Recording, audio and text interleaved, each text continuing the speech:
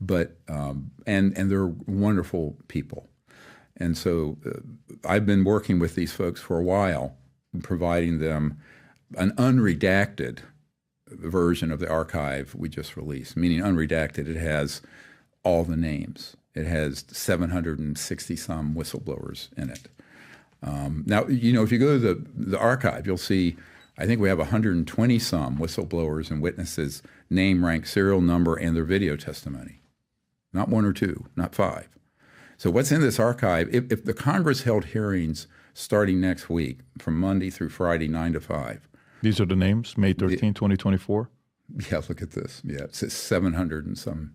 But the first 100 and some are people we've already interviewed. We have their DD-214s, discharge forms. We have video, most of them on video testimony. Are these all public? And it's all public. Anyone with a computer on planet Earth can see these. Can they see the videos, or that's being released? Both. Is it already released? Yes, sir. Okay. And what's the website that they can go to? We have to put that up. This is a DP, like Disclosure Project Intelligence Archive. It's DPI Archive. DPIA. Yeah. Archive. Yeah. We'll put the link below. We have it right there. Yeah. We just released this last week, and of course we had about thousands of bots that invaded the site, tried to shut it down. So we are asking people to register. It's free. We have a crowdfunding program because it's probably going to cost us, I don't know, tens of thousands of dollars a month in usage fees. But the reason I did this, and I've never done this, if you want to hear an interesting backstory of how accidents happen, weird, like, why would I do something like this? And this is all stuff out of my own archive, 34 years of accumulated information. And in it also is the black site list, 150 some black sites, where they are, and also links to testimony from witnesses about what's there underground in deep underground military bases or SCIFs, secure compartment information facilities. So some of them people have heard of, like Nellis Air Force Base and Edwards. Some people most people never heard of. Black sites. CIA controls black sites used by the U.S. government in its war on terror to detain people deemed to be enemy combatants. Well, not that. That's we have various sites, but I'm talking about where retrieved UFOs have been put, where reverse engineered objects are located, where the man-made ones are. When we knock one down with an electromagnetic or weapon, a directional energy weapon, where are those taken? Where have they been studied? All that's in the archive. So it's a massive data dump. Let me go through a couple things here. So one, this chairman of a former chairman of a Fortune 50 company, great guy. If any of these 6,000 patents were to be released, and right now, if I'm not mistaken, the punishment is they give you 75% of what they think the patent is worth. I believe that's what they say. And then if you sell it off to somebody else and they find out, you're going to jail for the rest of your life. Right. If you even talk about it, you're going to jail for the rest of your life.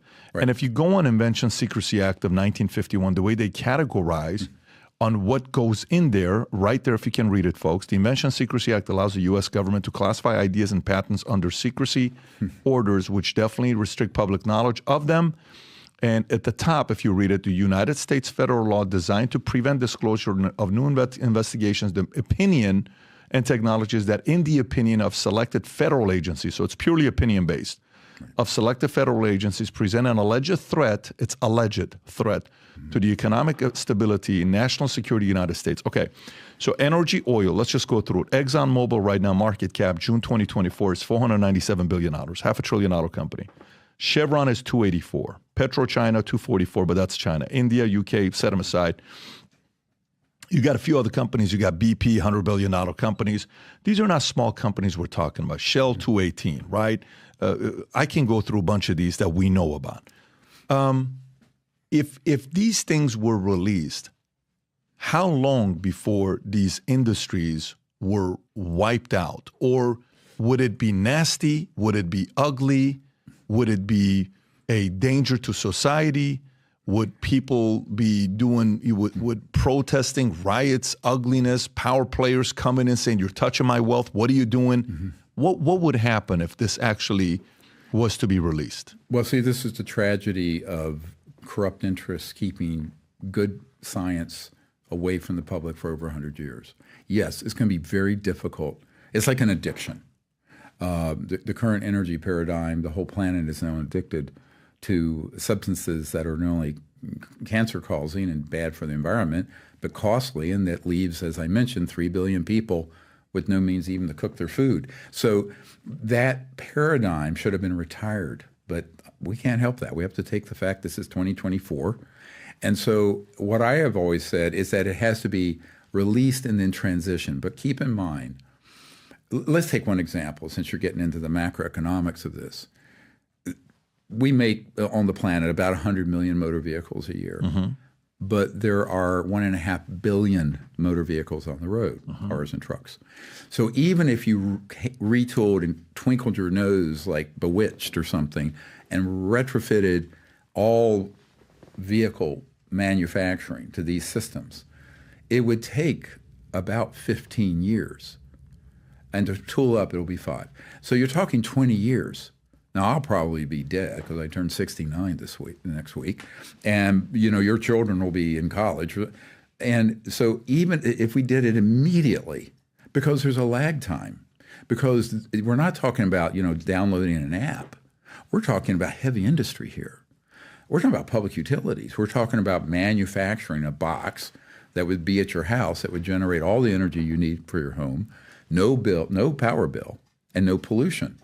But to retrofit 3 billion households on the planet, 2.5 billion, this is a massive, this makes the Marshall Plan after World War II look like nothing. So yes, this is what I've been saying to policymakers. This needs to happen. It will happen. But the longer, this is like a leak in your roof, right? The longer you put that off, the harder and the mess is going to be to clean up and the more damage. So this is the tragedy of it, is that this was allowed to go on. And one of the things I've observed, people in periods of enormous power and responsibility, when they realize, when I go into a facility and I say, see that thing? That's an alternative energy and propulsion device, what people call a UFO.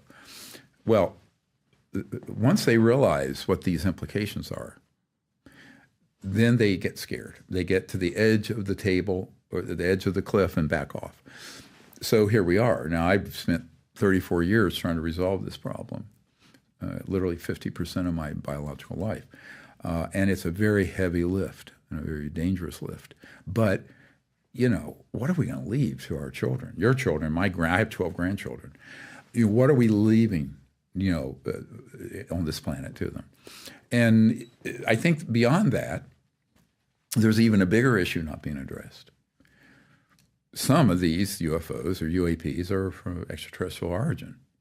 None of them are hostile, but we have been targeting them with electromagnetic directional energy weapons since the 40s.